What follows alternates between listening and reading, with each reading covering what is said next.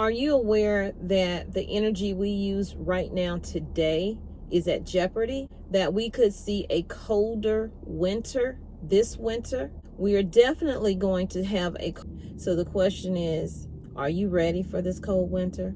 Are you ready to possibly freeze? I really wanted to get it right, trying to find some balance in my life. Hi everybody, how are y'all doing today? Welcome back to the channel.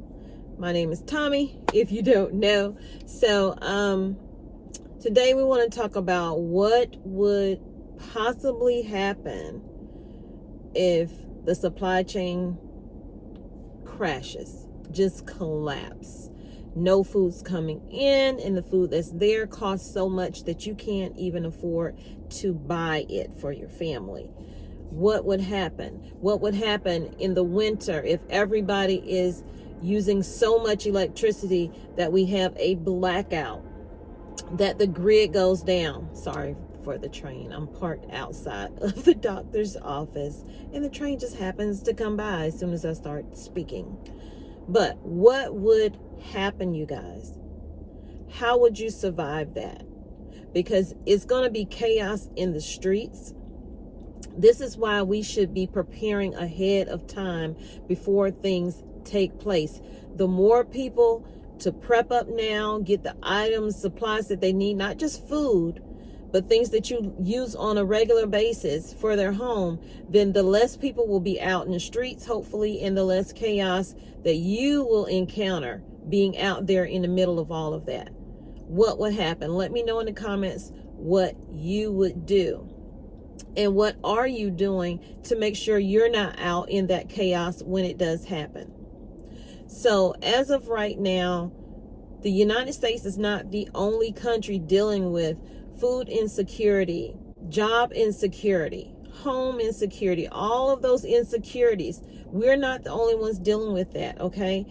A lot of countries are dealing with energy crisis right now, whether it be anywhere over in Europe or whether it be here in the United States. Some will say, well, no, we're not. But yes, we are. Every year, you know that but to thrive in the process. So ask yourself, what am I doing? What have I done so far? And what else can I do to make sure my family is surviving and thriving this winter coming?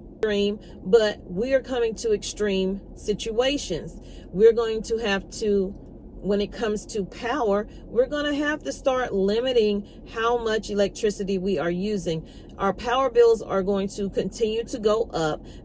Every year they do a price increase anyway. So if you think that they're not going to hit you with a whopper price increase, think again, okay? A lot of people have the plan where they pay this set amount every single month.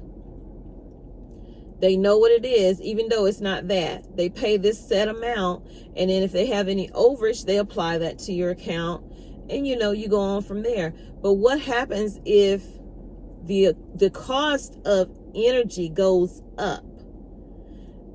Maybe they might stop that whole program of you pay this set amount, because they don't know if they're going to get that money from you. So I started thinking, when I lived in Sumter, South Carolina for a couple of years, they had a program with their electrical company. I think it was Black River or something like that. They had a prepaid utility, kind of like a prepaid phone. So you pay less as your deposit when you're getting your lights turned on, but every month you're paying as if you're paying for minutes. You're paying for the wattage hours, and they're billing you off of what you used the month before, and that's how they base it. But you can pay as you go when it comes to your electricity. I thought it was crazy, but I think a lot more companies might actually move to that prepaid electrical monthly thing that I was doing down in Sumter. Now, you had the option then, you probably still do, you have the option of doing the prepaid or doing the monthly, but my finances were really tight and I couldn't afford the $900 that it was going to cost me as a deposit, as opposed to paying $300 deposit and then doing a prepaid option. So I did that for a few years, and when I tell you, you run down, they send you alerts and stuff when you're running down to like $5 on your account or whatever. But times are really, really hard. So maybe more companies might actually move to prepaid electricity in the end, you see? So we have to start thinking ahead. And yes, they're going to want you to cut down on how much energy you're using this winter. You know, they're going to want you to adjust your thermostats. Over in Austria, they're already telling them, you know, these are the things you need to do. They have something called a mission 11 or something like that, where they're asking, and note asking, because eventually they're just going to try to force you to do it. They are asking them to lower their thermostats by at least 2 degrees. Now, it's going to come a point where they're going to want you to lower your thermostat more than those 2 degrees. And those 2 degrees and a little bit more makes a huge difference within your home. You're going to have to bundle up, maybe walk around with your jacket on or a light sweater or something like that. But they're going to want to conserve that energy because they don't want a blackout or power grid failure to happen. So in the event that does happen, ask yourself, do you have what you need to possibly stay warm and not freeze to death over the winter? Because it is a possibility that you will freeze to death or feel like you are freezing to death if they start controlling our power. That is something to think about. And a lot of people might say, well, they can't do that. How they can do that for every single household? Well, they can do that by something called a brownout. And when I was looking up grid downs and all this other stuff, blackouts, months and months ago, I did a video on the difference between the two, a blackout, and then there's something called a brownout. I knew nothing about a brownout. Well, a brownout happens when they expect a lot of usage, whether it's peak of summer or peak of winter. And what they will do is they will then shut that grid down for whether it's an hour or 2 hours. They're going to shut it down just so that it doesn't overload and make the power grid go down completely, and then it takes much longer for it to come back up. So if they can control it by doing a brownout, that is what they're going to do. If they were to do that in your area, how would you handle that? Do you have a backup power system so that you can still get, warmth in your home, so that you can still eat within your home? And do you have food that's ready to eat in your home? Do you have the items to keep you warm within your home? If not, start today, okay? Do not wait, start today. Get extra blankets, get thicker socks, jackets, coats, hats, gloves, all the things that you would need. Now, you might be uncomfortable in your home, but you will not freeze to death or feel like you're freezing to death. We don't know where this whole situation is going. Everything is on a downward spiral. I do believe that a lot is going to transpire after voting season. That's just my belief.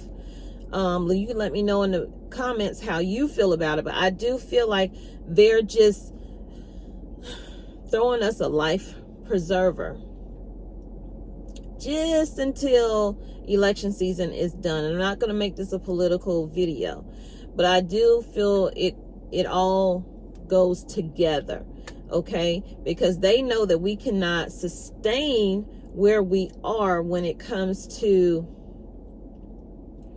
gas prices, food prices. Inflation is through the roof, okay? In order to get that back at an even keel, we're going to have to fall. We're going to have to crash to restart, to reset, and get things back flowing how they should be flowing. So ask yourself today, what am I doing? And what have I done? And what else can I do to make sure that I don't freeze to death this winter, and that I have the supplies that I need within my home, so that when chaos happens, you don't have to be in the middle of it. You don't have to go out and grab 50 bags of toilet paper that you can't eat, or, you know, other items that you don't really need. You should be starting those things right now, getting a little bit at a time. Don't become that panic buyer, that hoarder who has all of this stuff and you're never going to go through it. Even if you had 20 years to go through it, you're not going to go through it, because you're just going to keep adding to it, and it becomes addicting. So rotating through your supplies becomes very important. Making sure you have a way to filter water, because if the power does go down, guess what? The power's down at the water treatment facility. The water's not being treated. Now you have boil water advisors, if you get one, because sometimes you don't get it until late, and you've already been cooking with it, bathing in it, whatever it is with it. You need to have enough water in your home for every single person, at least 1 gallon of drinking water for one person, each person, 1 gallon. That's a day. And that's just drinking. So then you got to add other water to that, okay?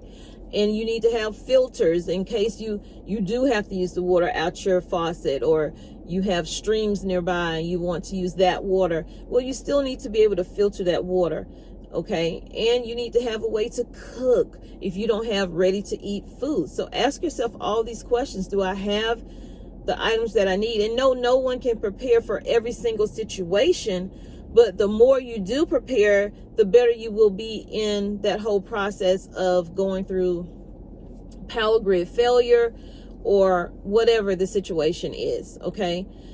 And if the grid goes down, guess what? You don't have electricity running to these deep freezers. You don't have electricity running to refrigerated things in the supermarkets. Supermarkets might not be able to function if they don't, unless they, pull out that old school calculator and then they want to start ringing stuff up, typing it in and saying, hey, this much right here. But guess what? You can't pay with your credit card. You're going to need some cash. So keeping cash on hand is very important. I was watching a movie the other day, and it's called Lou. I think it's on Netflix or something. Very good movie. And it shows the lady Lou going into the bank to withdraw her own money. And so the teller was like, so how much do you want to withdraw today, Lou? And Lou says, oh, whatever's in there. I want to take it all out. And so she just took it. The teller took the information. And then when she saw how much was in the account, she looks at Lou and she goes, that's a lot of money. And Lou looks at her, go, I know, I put it in there. So they don't want to give you your money. They're not in the business of giving you your money, but they will take your money from you. And once they take it from you, note that money is now, you can just say gone. Because if something were to happen with the investments that they're going to invest your money into, you just don't have that money. Oh, well, So you guys think about that, taking some money out of the bank. I'm not telling you to take all your money out of the bank. I'm not telling you any of that. I'm just saying have some cash on you, preferably smaller bills, 1s, 5s, 10s, maybe some 20s. I wouldn't go any higher than that. And don't try to pull your money out all at one time when you're paying for stuff. So y'all take care, stay safe. I hope this video was helpful. I hope it made you think. And if it did, please give it a thumbs up. Share it out if possible, and leave me some comments down below and let me know your thoughts on it and what you're doing in the process. And I know that there's still shortages out there. Everybody's not seeing them, and that's a great thing. Some stores are getting deliveries every single week, and some stores still are not getting those deliveries. A lot of people are losing their jobs. A lot of stores are either laying off or they are closing. They are filing bankruptcy. And no one is the wiser. You just show up at the store and it is closed. So y'all take care, stay safe, and I'll see you in the next video.